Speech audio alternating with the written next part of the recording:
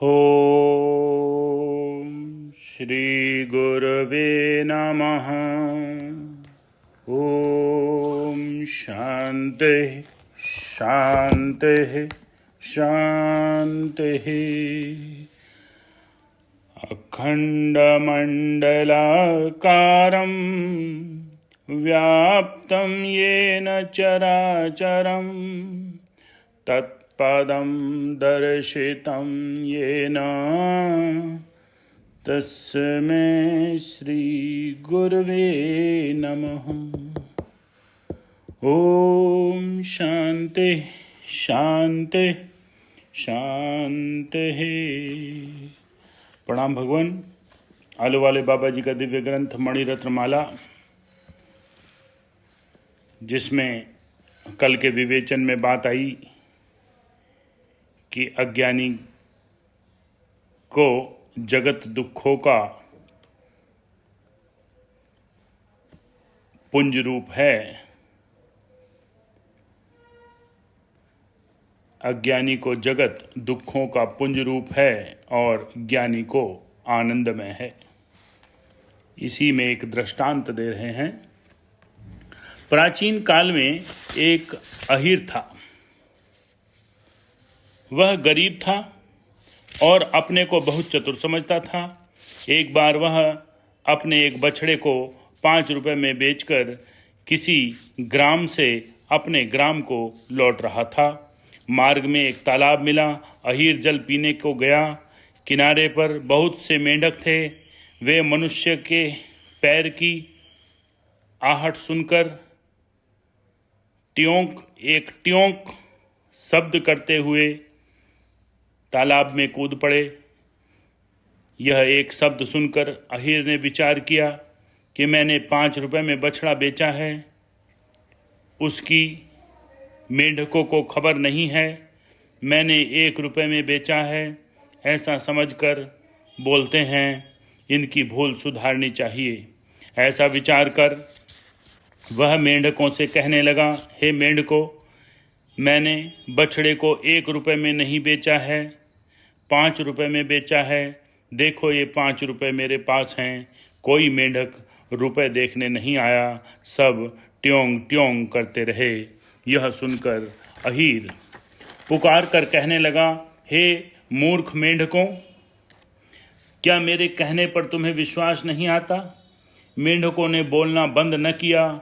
अहीर बहुत क्रोधित हुआ। मेंढकों को गाली देने लगा। मेंढक बोलते रहे। अहीर गालियां देते देते थक गया और कहने लगा, हे मूर्ख जिद्दी मेंढकों, तुम्हें विश्वास नहीं आता तो मैं गिनता हूँ। यह कहकर पत्थर पर उसने 1 रुपए को डालकर टन टन करके 1 से 5 तक गिन डाले। मेंढकों ने कुछ न सुना। ट्योंग ट्योंग शब्द बंद न हुए। अहीर के नेत्रों में जल भर आया। वह कहने लगा, रे मेंढकों, तुम्हें किस प्रकार समझाऊं? तुम मेरी बात नहीं मानते। अच्छा लो, मैं 1 रुपए डालता हूँ, गिनकर निश्चय कर लो। मैं रुपए डालता हूँ, गिनकर निश्चय कर लो। यह कहकर अहीर ने 5 रुपए तालाब में फेंक दिए। उसने समझ रखा था कि मेंढक रुपए गिनकर मुझे दे जाएंगे। मेंढक रुपए देने को नहीं आए।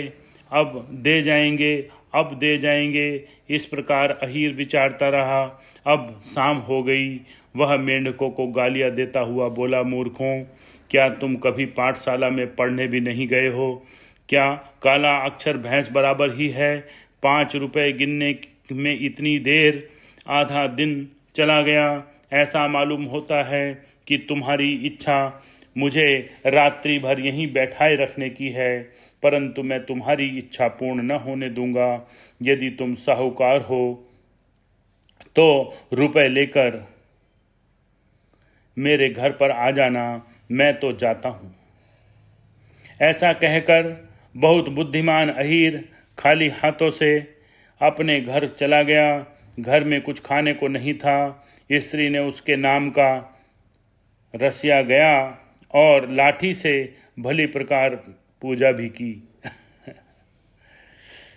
हायरी मूर्खता, कितनी मूर्खता, विचारा कभी तक कष्ट भोग रहा है। यहाँ पर इस दृष्टांत का दृष्टांत समझा रहे हैं। अहीर जीव है, उसने अपने अंतःकरण रूपी बछड़े को बेचकर 5 ज्ञानेंद्रिय रूपी 5 रुपए प्राप्त किए।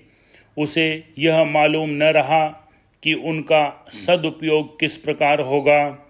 मार्ग में उसे कर्म रूप जल वाला और दुख रूप कीचड़ वाला तालाब मिला।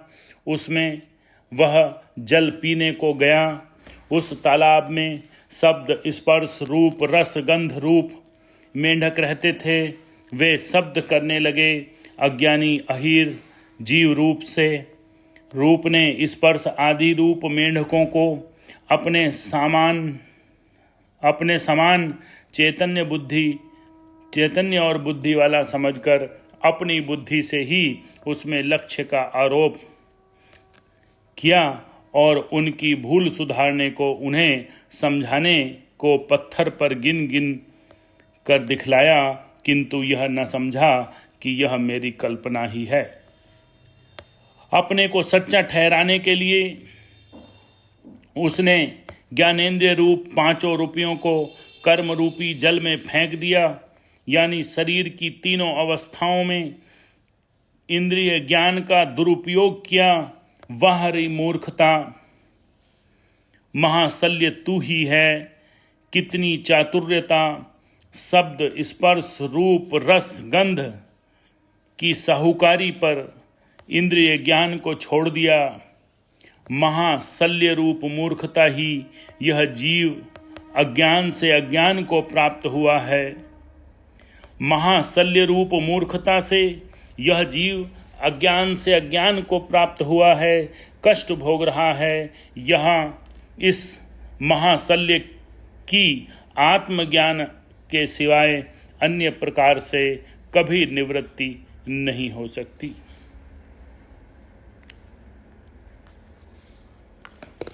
इस संसार में जितनी भी चतुरता दिखाइए वो सब चूल्हे पर ही।